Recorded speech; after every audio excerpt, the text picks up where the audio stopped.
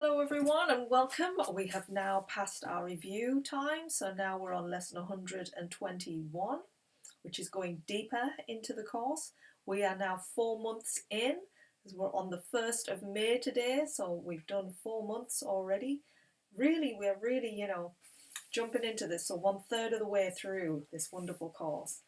And so let's get going on this. Links are under this video if you need to read this in your own time, or if you've got the book, feel free to read along.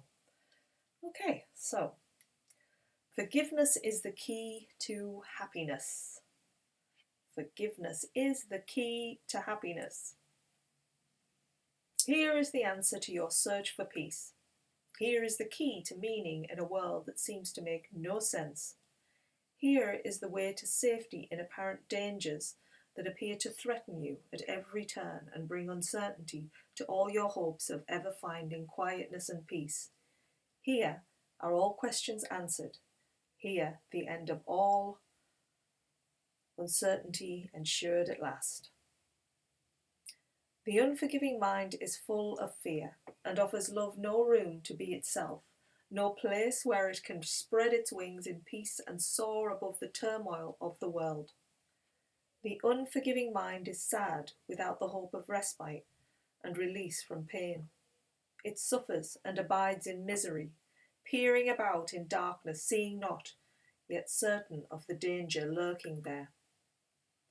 The unforgiving mind is torn with doubt, confused about itself and all it sees, afraid and angry, weak and blustering, afraid to go ahead, afraid to stay, afraid to waken or to go to sleep, afraid of every sound, yet more afraid of stillness, terrified of darkness, yet more terrified at the approach of light. What can be unforgiving? What can the unforgiving mind perceive but its damnation? What can it behold except the proof that all its sins are real? The unforgiving mind sees no mistakes but only sins. It looks upon the world with slightness eyes and shrieks as it beholds its own projections rising to attack its miserable parody of life. It wants to live, yet wishes it were dead. It wants forgiveness, yet sees no hope. It wants escape, yet can conceive of none, because it sees the sinful everywhere.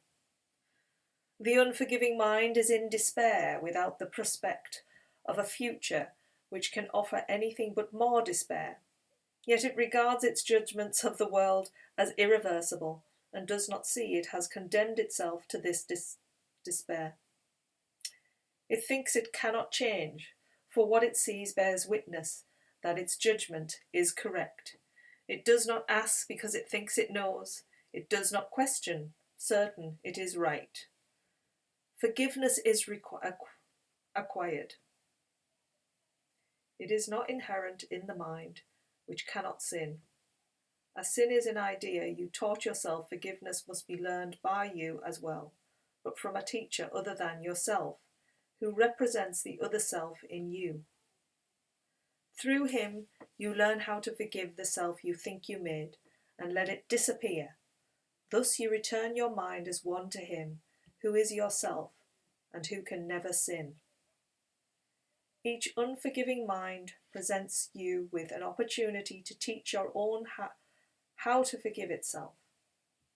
Each one awaits release from hell through you and turns to you imploringly for heaven here and now. It has no hope, but you become its hope, and as its hope do you become your own. The unforgiving mind must learn through your forgiveness that it has been saved from hell, and as you teach salvation you will learn, yet all your teachings and all your learning will be not of you, but of the teacher who was given you to show the way to you. So forgiveness is such a strong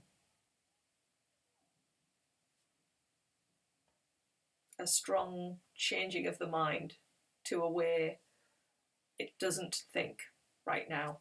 It doesn't think forgiveness will bring it peace, bring it joy, bring it happiness. It doesn't think that. It thinks it has to struggle to find happiness. It has to do things. It has to, it has to have things. It's so misdirected, and at the heart of it, it just feels like it is sinning all the time. It's something wrong with you. You need to change. You need to change. Everything is the problem, myself and you. And so I will keep going round in circles until we forgive. And then suddenly, when we forgive, something different happens. We start to feel less animosity, feel less grievances, feel less of the suffering feelings. We start to accept we are light in the forgiveness, because we start seeing light by forgiving. Because the more we don't forgive, the more we hold everyone at ransom for our problems or our own miscomings for our problems, we will never see the light, because that will always overshadow it. So we need to forgive in order to reach the light. That's the key. And here's our practice. Today we practice learning to forgive. If you are willing, you can learn today to take the key to happiness and to use it on your own behalf. We will devote 10 minutes in the morning and 10 at night to learning how to give forgiveness and receive forgiveness too. The unforgiving mind does not believe that giving and receiving are the same. Yet we will try to learn today that they are one through practicing forgiveness towards one whom you think as one as enemy, and one who you consider as friend. And as you learn to see them both as one, we will extend the lesson to yourself and see that their escape includes yours. Begin the longer practice periods by thinking of someone you do not like, who seems to irritate you or to cause regret in you if you should meet him or her, one you actively despise or merely try to overlook. It does not matter what the form your anger takes, you probably have chosen him or her already. He will do. He or she will do. So we're picking somebody in this practice that we have a grievance with, that we have a problem with. And so then, when we're doing this practice 10 minutes in the morning and 10 minutes in an evening, so then we have to close your eyes and see him or her in your mind and look at him or her a while. Try to perceive some light in this person somewhere, a little gleam which you had never noticed. Try to find some little spark of brightness shining through the ugly picture that you hold of this person. Look at this picture till you see a light somewhere within it, and then try to let this light extend until it covers this person and makes the picture beautiful and good. So we're picking this person, we're closing our eyes and we're looking for the light in them, and we're waiting to see that light start to brighten and come through and really shine in all its glory. Look at this changed perception for a while and turn your mind to one you call a friend. Try to transfer the light you learned to see around your former enemy to him. Perceive him now as more than friend to you, for in that light his holiness shows you your Saviour, saved and saving, healed and whole. So let me just go over that again. Look at this changed perception for a while. So look at the light in the person that you find a grievance with, and turn your mind to one you call a friend. So we're looking at that person who we have a grievance with, and we're turning the light that we see in them to a friend. So transfer the light you learned to see another around your former enemy to him. So we're seeing beyond him to the friend. Perceive this person now as more than friend to you, for in that light his holiness shows you your Saviour, saved and saving, healed and whole. So you're unifying friend and enemy together, so that you're seeing a light in the two, bringing those two into oneness. Then let this person offer you the light you see in this person, and let the enemy and friend unite in blessing you with what you gave. So you're seeing this light united in the two of them, coming together, you're seeing them as one. Then they're turning around and they're bringing this light to you. So you're feeling this light come towards you. So they're uniting in the blessing with you, what you gave. Now are you one with them, and they with you. Now have you been forgiven by yourself. Do not forget throughout the day the role forgiveness plays in bringing happiness to every unforgiving mind, with yours among them. Every hour tell yourself, forgiveness is the key to happiness. I will awaken from the dream that I am mortal, fallible, and full of sin, and know I am the perfect Son of God.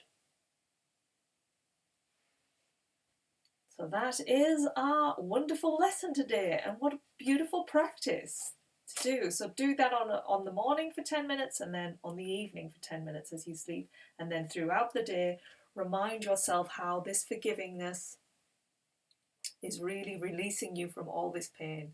It really is. So the more you forgive, remember the practice that you did and do it with those around you, even the minor grievances. See the light in them, see the light in them. Remind yourself of somebody you really love while you're seeing the light in them. Bring them together and know that that light is going to come back to you each time in doing this. Because there is where we will find a peace and joy. It will start coming up more. Things will start changing in your world. You'll just feel so much better. We know this because even thinking about that practice makes me feel warmer inside. You know, it's like the fires of love are moving in that deeper presence within me, and it starts, there's a possibility there to change. So in experiencing, remember, we want to experience these lessons, not just read them. We want to experience the feeling of being around people who we have a grievance with and being able to transform that. And when you experience it, it becomes more believable and knowing, and we get that hope. And so we don't really have to have the words. It's about the feelings. The feelings are where the power is. So when we feel joy and we do it through these practices, we're going to keep doing it more and more because we want those good feelings. We're drawn to them because that's really, we're drawn to ourselves, our truth, and we're getting closer to that connection with God, with Source, with the divine, with the universe. We're getting closer to that. So enjoy this wonderful lesson, and we will see you tomorrow for the next one. Take care, everyone. Bye.